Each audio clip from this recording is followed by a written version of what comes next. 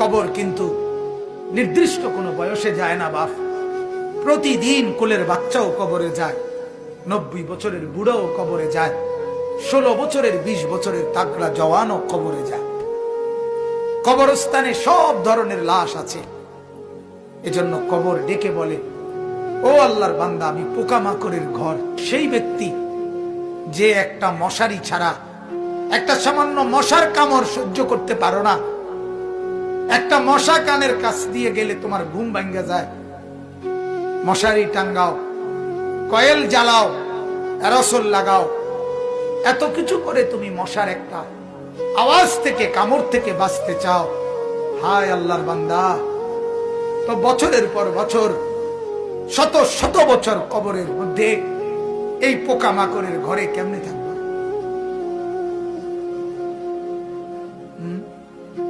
বলে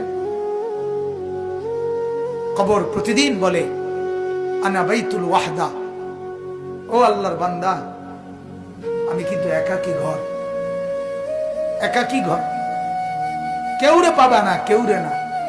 আমার বাপ, এই পৃথিবীতেও একাকিত্বের যন্ত্রণা বড় সাংঘাতিক। আপনার ঘরে যদি লক্ষ কোটি টাকারও মাল সামানা থাকে, খাদ্য খাবার, ফল ফলাদি সব আছে, সব আছে, শুধু স্ত্রী নাই, মা নাই, বাপ নাই, ছেলে নাই, মেয়ে নাই, কেউ নাই, আপনি শুধু একা।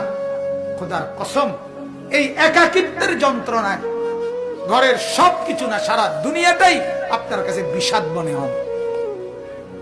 মনে হবে আমার কিছুই নাই। গত বছর আপনারা অনেকে শুনছেন হয়তো, এক ভদ্রলোক, ঢাকার শিল্পপতি, কোটি কোটি টাকার মালিক, গার্মেন্টস মেল ফ্যাক্টরির মালিক, ওই ভদ্রলোক একাকিত্বের কারণে, স্ত্রী নাই, ছেলে নাই, মেয়ে নাই, বিবিও দূরে সরে গেছে, ইউরোপ থাকে, ছেলেও থাকে বাহিরে, মেয়েও থাকে বাহিরে, একটা লোক নাই ফ্যামিলিতে। শুধুমাত্র এই একাকিত্বের কারণে এরকম মোবাইলে লাইভে সারা পৃথিবীকে জানাইয়া, সবার সামনে, সারা বিশ্বের চোখের সামনে এরকম কপালের মধ্যে পিস্তল ঠেকাইয়া নিজের জীবন নিজে দিয়ে দিছে, আত্মহত্যা করছে শুধু একাকিত্বের যন্ত্র।